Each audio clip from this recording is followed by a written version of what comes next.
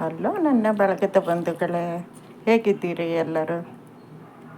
ಎಲ್ರಿಗೂ ನಮಸ್ಕಾರ. ಇವತ್ತು ನಾನು ಹಸಿಮೆಣಸಿನ್ಕಾಯ್ದು ತೊಕ್ಕು ಮಾಡೋದು ತೋರಿಸ್ತಾ ಇದ್ದೀನಿ. ಹೇಗೆ ಮಾಡ್ಕೊಳ್ಳೋದು ಅಂತ ನೋಡ್ಕೊಳ್ಳೋಣ ಬನ್ನಿ. ನಾನಿಲ್ಲಿ ಹಸಿಮೆಣಸು ತೊಟ್ಟು ಬಿಡಿಸ್ಕೊಂಡು ಸ್ವಲ್ಪ ತೊಳೆದು ಹಾಕೊಂಡಿದ್ದೀನಿ. ನೋಡಿ, ಈ ಹಸಿಮೆಣಸಿನ ತೊಕ್ಕು ಮಾಡಲಿಕ್ಕೆ ಹಸಿಮೆಣಸು ಒಂದು 20-25 ತೊಗೊಂಡಿದ್ದೀನಿ ನಾನು. ಮತ್ತು ಕರಿಬೇವು ಒಂದು ಹಿಡಿಯಷ್ಟು ಕರಿಬೇವಿನ ಎಲೆಗಳು, ಮತ್ತು ಒಂದು ಈರುಳ್ಳಿ, ಒಂದು ದೊಡ್ಡ ಈರುಳ್ಳಿ ಹಚ್ಚಿಟ್ಕೊಂಡಿದ್ದೀನಿ. ಒಂದು ಬೆಳ್ಳುಳ್ಳಿದು ಗಡ್ಡೆ ಸುಲಿದು ಇಟ್ಕೊಂಡಿದ್ದೀನಿ. ಒಂದು ದೊಡ್ಡ ಟೊಮೆಟೊ ಹಾಕ್ಕೊಂಡಿದ್ದೀನಿ.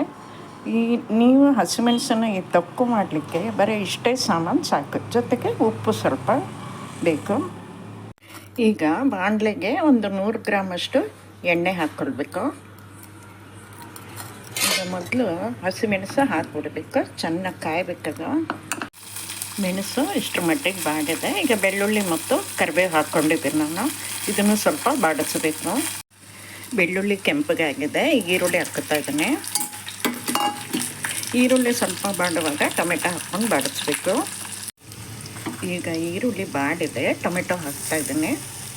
ಇವು ಟೊಮೆಟೊ ಬದಲಿಗೆ ಹುಣಸೆ ಹಣ್ಣು, ಒಂದು ನೆಲ್ಲಿಕಾಯಿ ಆ ಥರದಷ್ಟು ಹುಣಸೆ ಹಣ್ಣನ್ನು ಹಾಕ್ಕೋಬೋದು.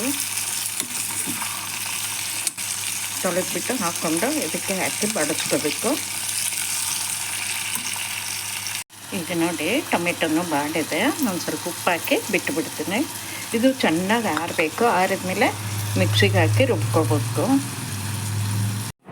ಫ್ರೈ ಮಾಡಿದ ಪದಾರ್ಥ ಎಲ್ಲ ಆರಿದೆ ಚೆನ್ನಾಗಿ. ಈಗ ಮಿಕ್ಸಿಲಿ ಹಾಕ್ಕೊಂಡು ಪೇಸ್ಟ್ ಥರ ಅರೆದ್ಬಿಟ್ಟು ಒಂದು ಒಗ್ಗರಣೆ ಕೊಡಬೇಕು. ನೀರು ಹಾಕದೆ ಅರಿಬೇಕು. ನೋಡಿ, ಮಿಕ್ಸಿಗೆ ಹಾಕ್ಕೊಂಡಿದ್ದೀನಿ. ಈಗ ಹರ್ಕೋಬೇಕು. ನೋಡಿ, ಹರ್ಕೊಂಡಾಗಿದೆ. ಇದನ್ನು ಮಿಕ್ಸಿಗಿಂತ ಒರಳಿಕಲ್ಲು ಅಥವಾ ಅಮ್ಮಿಕಲ್ಲು ಅಂತಿರುತ್ತಲ್ಲ, ಅದರಲ್ಲಿಯೇ ಹರ್ಕೊಂಡ್ರೆ ಸ್ವಲ್ಪ ದರಿಯಾಗಿ ಹರ್ಕೊಂಡ್ರೆ ಚೆನ್ನಾಗಿರುತ್ತೆ. ನೋಡಿ, ಅರ್ತಿಟ್ಟು ತೊಕ್ಕನ್ನ ಬೌಲಿಗೆ ಹಾಕಿಟ್ಕೊಂಡಿದ್ದೀನಿ ನಾನು. ಈಗ ಇದಕ್ಕೆ ಒಗ್ಗರಣೆ ಹಾಕ್ಕೊಂಡ್ಬಿಡೋಣ. ಈಗ ಅದೇ ಬಾಣಲೆಗೆ ಒಂದು 2-3 ಸ್ಪೂನ್ ಎಣ್ಣೆ ಹಾಕ್ಕೊಂಡಿದ್ದೀನಿ ನಾನು. ಸ್ವಲ್ಪ ಸಾಸಿವೆ ಹಾಕ್ತಾಯಿದ್ದೀನಿ. ಮತ್ತು ಕರಿಬೇವು ಹಾಕ್ತಾ ಇದ್ದೀನಿ. ನೋಡಿ, ಒಗ್ಗರಣೆ ಹಾಕಿಟ್ಕೊಂಡಿದ್ದೀನಿ. ಈ ವಿಡಿಯೋ ನಿಮಗೆ ಹೇಗೆ ಅನ್ನಿಸ್ತೋ, ಇಷ್ಟ ಆಯಿತಾ? ಇಷ್ಟ ಆದರೆ ನೀವು ಮಾಡಿಕೊಡಿ, ಲೈಕ್ ಮಾಡಿ, ಶೇರ್ ಮಾಡಿ, ಕಮೆಂಟ್ ಮಾಡಿ, ಹಾಗೆ ಸಬ್ಸ್ಕ್ರೈಬ್ ಆಗಿ ನನ್ನ ಚಾನಲ್ಗೆ. ಧನ್ಯವಾದಗಳು.